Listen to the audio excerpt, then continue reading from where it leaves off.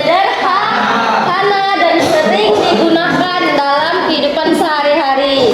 Fungsinya ada berapa? 4. Yang pertama, general truth. What is general truth? Fakta umum atau kebenaran umum. Contohnya, water freezes at 0 degrees. Apa artinya? Air membeku pada 0 derajat. Nah, dia mungkin dong air membeku pada 100 derajat. Benar deh. Nah, contoh yang lain apa? The sun.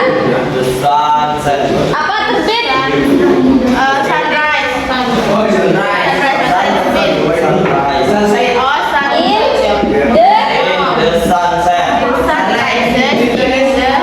sun rises in the east. Apa artinya? Matahari east apa?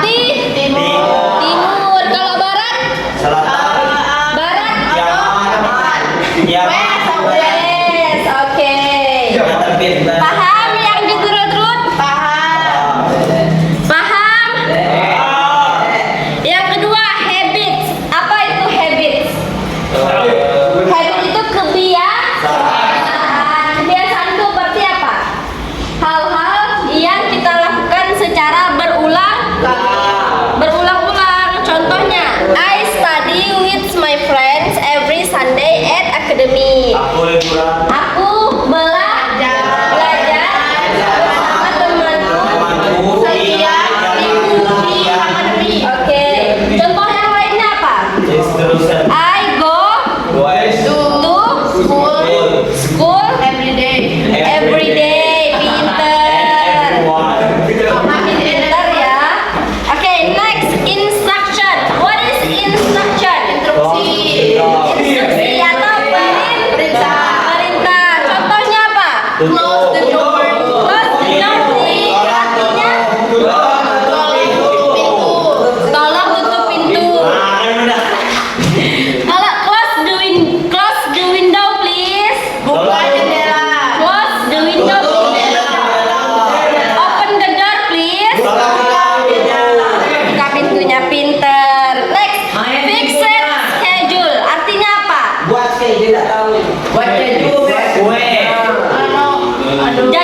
Schedule jadwal. Berarti jadwal yang tetap. Jadwal yang tetap. Apa beda jadwal yang tetap dengan habits? Kalau habits dilakukan berulang-ulang. Kalau fixed schedule itu tidak berulang-ulang. Sebenarnya sama dengan habits, cuman kalau habits ini kebiasaan yang dilakukan hampir setiap hari di jam yang sama, waktu yang sama setiap hari. The show start at 7 p.m. Pertunjukan. Oke, pintar. Next, rumusnya. Subject plus verb 1. Ini yang mana ya? Kalimat positif, subject plus verb 1 plus s or es plus object. Apa itu subject? Reza. What is subject? Subject apa? Pelaku atau orang. Oke. Verb 1. Apa itu verb? What is verb? Kata kerja. Contoh kata kerja apa? What is contoh kata kerja apa? Riding, terus swimming, running,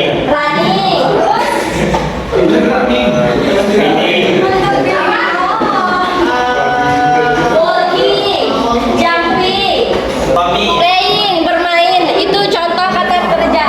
Nah, setiap kata kerja yang positif itu setelahnya ada tambahan s atau is. Tapi di negatif dan interrogatif itu without s and is.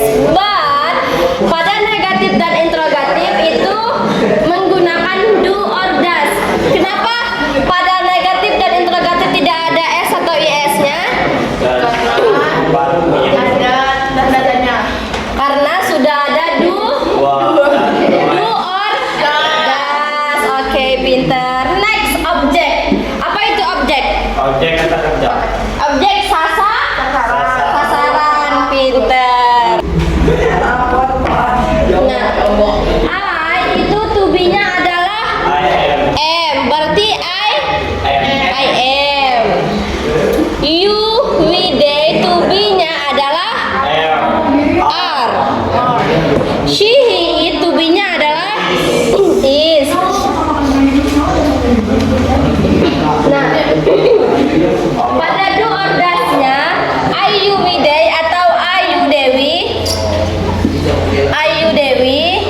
itu menggunakan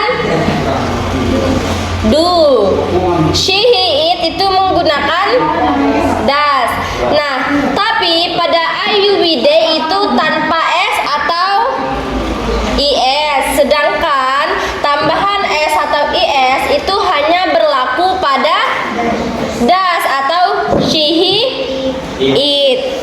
Paham sampai sini? Paham. Contohnya apa?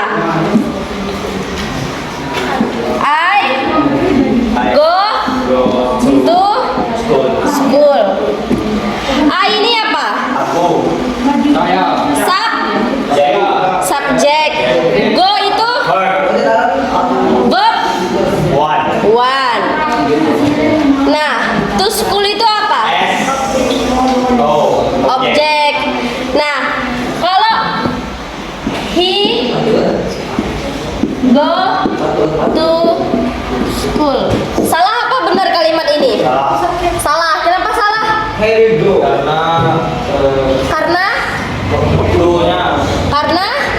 Karena go itu harusnya ada tambahan menjadi goes. Pinter. Kapan menggunakan s atau is? Ingat ya, s atau is itu hanya berlaku pada she, he, it. Jangan salah. Nah, apabila kalian menemukan kata kerja yang melafalkannya seperti mendesis, di akhir katanya itu ada kata. Apabila kalian menemukan kata akhirannya itu ada ch, apalagi c, ss, sh, x dan o, kata kerjanya ditambahkan is. ch, c, ss, sh, x, o, kata kerjanya ditambahkan is. Contohnya adalah catch. Catch menjadi catch. Terus fix menjadi go menjadi paham? Apabila kata kerja atau verb diakhiri huruf y didahului oleh huruf vokal, diakhiri huruf y, sebelum huruf y itu ada huruf vokal, kata kerja tersebut ditambah s. Contohnya apa? Play menjadi buy menjadi oke. Apabila kata kerja atau verb diakhiri huruf y yang didahului konsonan, apa itu konsonan? Selain a, i, u, oh, pinter. Maka y itu berubah menjadi i. Tapi ditambahkan is. Paham? Contohnya kopi menjadi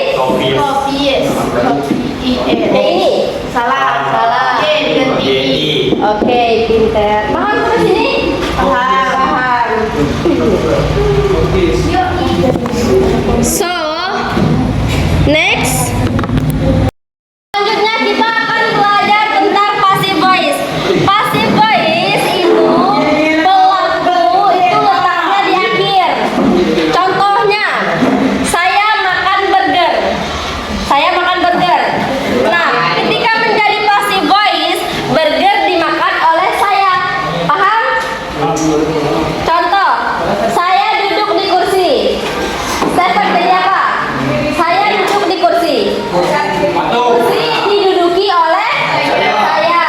Saya menulis di papan tulis. Papan tulis ditulis oleh saya. Paham passive voice? Paham. Oke. Nah, subjek di passive voice itu adalah sebenarnya adalah objek.